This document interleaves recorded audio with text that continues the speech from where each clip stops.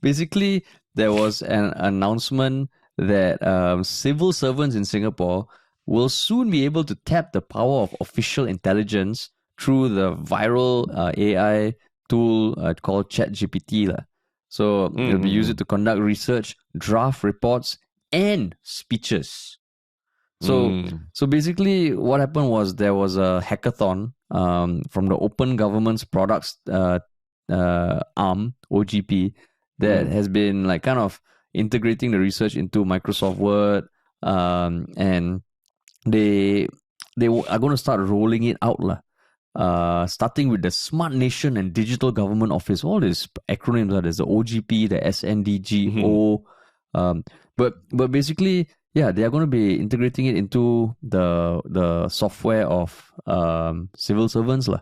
And there was a demo, there was an early version of the program that's been done, and yeah, so basically the next few speeches of the, I don't know, even the budget, maybe the research, it will all could be done by GPT lah. So, so I just thought, when you were struggling with the segue, I actually typed into ChatGPT, write a segue from talking about national budget to the civil service using ChatGPT to write speeches, and it turned out something. Well, okay, let's do it. Read it out. It's quite long. So let me just write 100-word segue.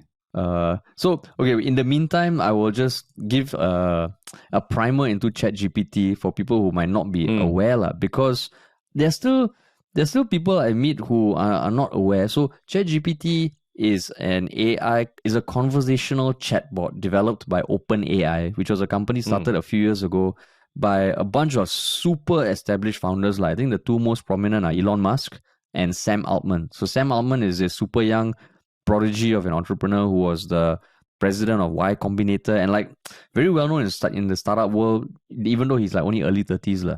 So they got a few $1 billion in funding. They basically got the smartest researchers in the world, and they have now released this bot which you can sign up for free. It's called ChatGPT, and it's a conversational bot, which basically just means that you can type in anything you want within parameters. Like I think you can't ask it to write about sex or porn or violence, but it will churn out a response. And the examples you see online are fucking mind-blowing. So like like the 100-word segue that I just typed in, and in 3 seconds it churned it out. The national budget is a critical tool for achieving our government's goals, but it's the hard work and dedication of the civil service that turns those plans into reality. That's where technology can help, and natural language processing tools like ChatGPT are at the forefront. With the ability to quickly and effectively craft speeches, we can better communicate the budget's priorities to the public and our partners. In turn, this creates greater accountability, transparency, and ultimately leads to better outcomes for our citizens. So while the budget may be the starting point, it's the civil service and the power of tech that can bring it to life. And it did that in like 2 or 3 seconds.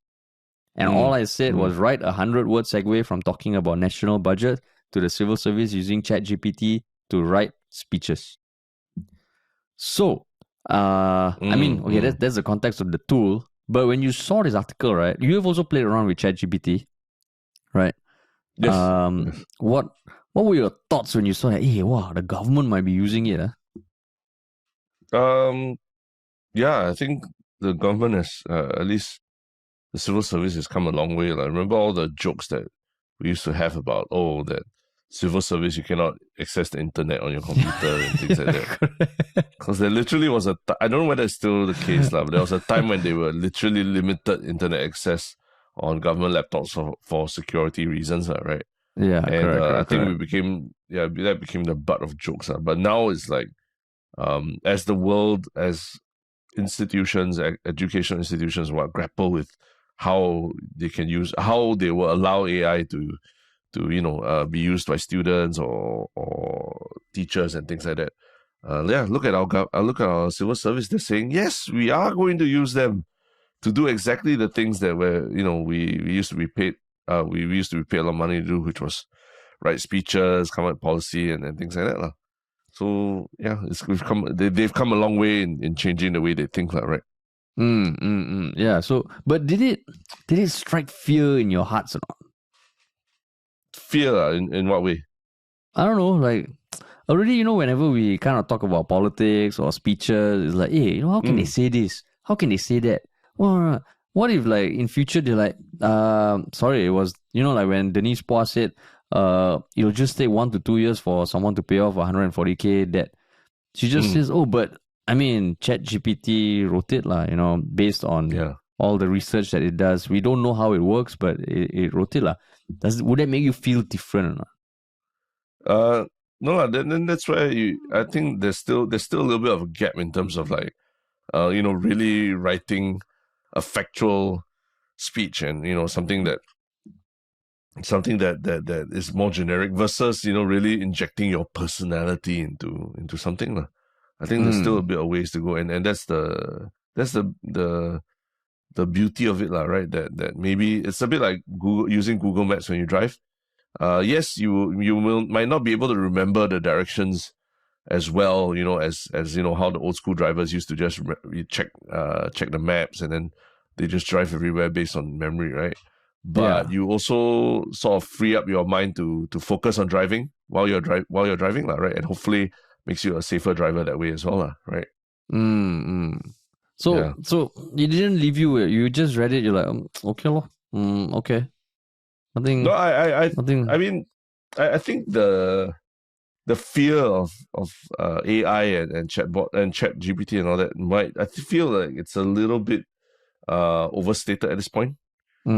Like people fearing that the entire industries or jobs will be removed, because I think it can help to really weed out like the very generic, boring kind of writing and speeches, but people really focus on how they can inject their own voice and personality to things a lot more